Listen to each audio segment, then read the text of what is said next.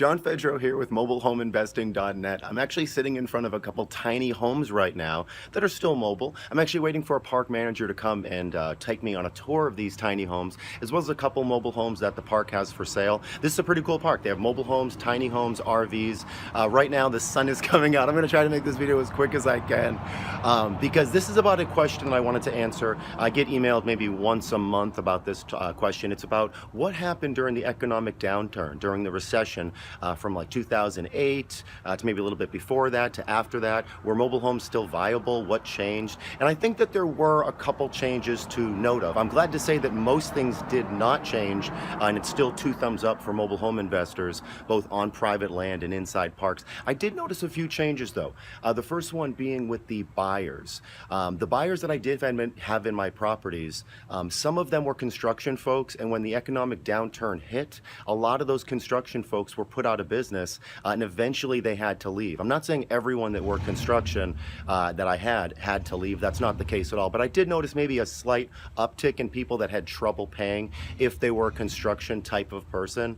Now with that said, when I was selling mobile homes during that time, I did notice a difference. So from like 2002 to like 2008-ish, I was selling to mobile home people that had lived in a mobile home. You know, if you're gonna come to me and buy a mobile home, you probably have lived in a mobile home before. Well, around 2009 to 2011 or so, I definitely noticed a peak in people that they had come from single family home living. They might have had a foreclosure, but they were jaded on paying $100 plus per square foot. I was showing them through some mobile homes and they're looking around. John, I can own this with payments in the next number of years and pay $30 to $40 a square foot? Yes, sign me up. So I'm sure everybody that owned a single family home wasn't thinking like that to move into a mobile home, but there were a lot of people that were. And then I noticed around maybe 11, 12 that went down, and now selling to people that, again, most people who I sell to, they've lived in a mobile home sometime in their life. I will notice also that during the downturn, when there were a lot of foreclosures on the market, a lot of investors were scooping up those other properties. I don't know if that's a car or a lawnmower behind me, but a lot of other investors were scooping up those single family homes and renting those. So in some bigger cities, I'm thinking Las Vegas, in some smaller towns in the middle of nowhere, you had to, for a 2-bedroom mobile home, you had to clean it up and fix it up a little bit better, and it would stay on the market maybe a little bit longer. But all the properties still sold. Buyers, there were absolutely still buyers. Thousands and thousands of buyers that want to make payments for a nice quality home. They can make payments for the next 5 or 10 years plus and then own it. So there was always that. There was always sellers, mobile home sellers that get themselves into financial trouble for a variety of reasons. Or they just want help selling. They have questions answered. They want something quicker. They want something now. There's deferred maintenance and repairs due. They're back on payments and foreclosure, eviction, or there's title issues. Anyway, there's definitely still sellers, so that didn't change. Buyers, there were still buyers. And investors, I did notice this, during the bubble or after the bubble, it went in real estate investor club meetings, standing room only. There were so many people there. After the bubble, there was like nobody there. It got away, all like the wiener investors, they kind of cleared out. And it was just like a handful of people investing in real estate. So I hope that made sense. Hope this wasn't just me rambling. That really did answer the question. Thank you so much for watching. If you have any questions, John at mobilehomeinvesting.net. I'll talk to you soon. Bye-bye.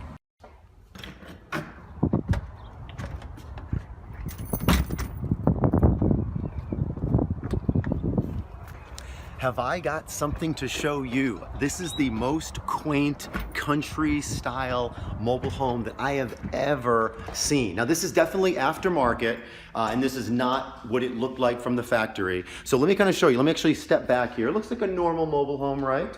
Nice floors, obviously, nice windows, windowsills. Let me kind of zoom out here so you can see the full effect.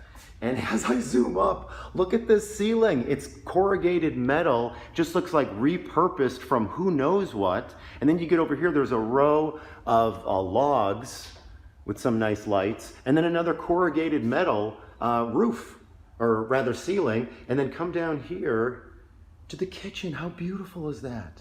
I mean, the appliances could be updated, but this kitchen with the floors especially are just gorgeous. I mean, somebody really had to put some time and effort and love into this home.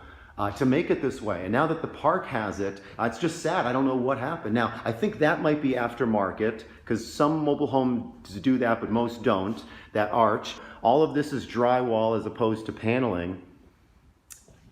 Except in the back you have this beadboard material, which is really nice. Okay.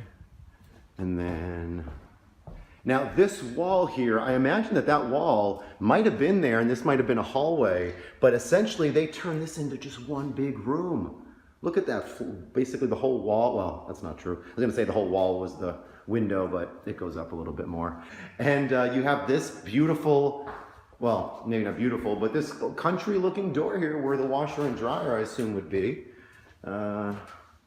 Oh, no, there's no hookup. Oh, this is just a closet. That's what this is. This is just a huge walk-in closet for the bedroom. And then look at this. Obviously, that is the coolest thing. Oh my gosh. All right, pretty normal. And then right down here, we have the washer and dryer hookups. But that is just beautiful. Oh my gosh, look at the shower. Rainfall shower. And you're right close to the train. I mean, you get to hear that every single day. How wonderful is that? Well, look at that. Huge windows going all the way down. Oh, just gorgeous. Maybe that's why they didn't want to stay, is because of that train. My goodness. Is it like right out the window? No, okay. Nice yard though. Look